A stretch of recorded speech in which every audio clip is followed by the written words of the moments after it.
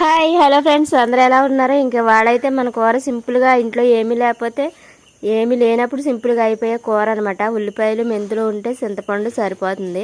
ఇంకా వీటితో అయితే కూర అయితే చేస్తానమాట. మిగతా అయితే ఇంట్లో ఎప్పుడూ ఉంటాయి కాబట్టి గొడవ అయితే ఏమి ఉండదు. ఇంక ఉల్లిపాయలు కట్ చేసుకొని తర్వాత ఆయిల్ పోసి ఆయిల్ వేడయ్యాక మెంతులు వేసేసుకొని మెంతులు వేగాక కొంచెం పసుపు వేసుకొని కూరకు సరిపడగా పసుపు వేసుకున్న తర్వాత ఉల్లిపాయలు పచ్చిమిరకాయలు వేసేసుకొని వాటిని అయితే బాగా మగ్గబెట్టుకోవాలన్నమాట. బాగా మగ్గిన తర్వాత ఉల్లిపాయలు హైబ్రిడ్ కదా, తొందరగా అయితే మగ్గవు కాబట్టి సగం అయితే మగ్గనివ్వాలి. మగ్గిన తర్వాతే ఇంకా మనమైతే ఇందులో ఉప్పు అయితే వేసుకోవాలన్నమాట. చూడండి, ఇంకా ఇలా వచ్చాక ఇప్పుడైతే ఉప్పు వేసుకుంటే ఇంకా మెత్తగా ఉడికిపోతాయి అనమాట నూనెలోనే. ఉల్లిపాయలు మాత్రం నూనెలోనే మగ్గిపోవాలి. నూనెలో మగ్గితేనే ఉల్లిపాయ అయితే టేస్ట్ ఉంటుంది అనమాట కూర అయితేని. ఇంక ఉప్పు వేసి కలిపేసుకున్నాక మూత పెట్టేసి ఇంకా చక్కగా మగ్గబెట్టేసుకోవాలంట బాగాను. ఈ కూర అయితే మెంతులు అయితే మనం అస్తమానం తినంగానే చక్కగా వారానికి ఒకసారి అయినా కూర వండుకొని తిన్నామంటే మనకి హెయిర్ కూడా ఊడకుండా ఉంటుందన్నమాట.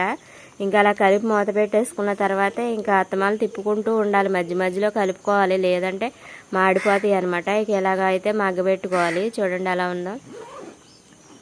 ఇంక ఇలా మెత్తగా మగ్గిపోవాలన్నమాట ఉల్లిపాయలు. అప్పుడైతేనే మన కూర అయితే టేస్ట్ వస్తుంది.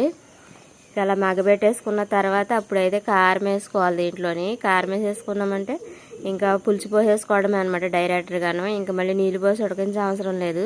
చక్కగా మగ్గిపోయినాయి కాబట్టి నూనెలో ఇప్పుడైతే కారం సరిపడగా వేసేసుకొని చింతపండు పులుసు పోసేసుకొని వాటర్ కూడా చాలా పోతే కొంచెం వాటర్ పోసుకొని చక్కగా మరిగించుకోవాలి. పులుసుని అయితేని చక్కగా ఎగిరిపోవాలన్నమాట. దగ్గరికి ఎగిరాక అప్పుడైతే మనం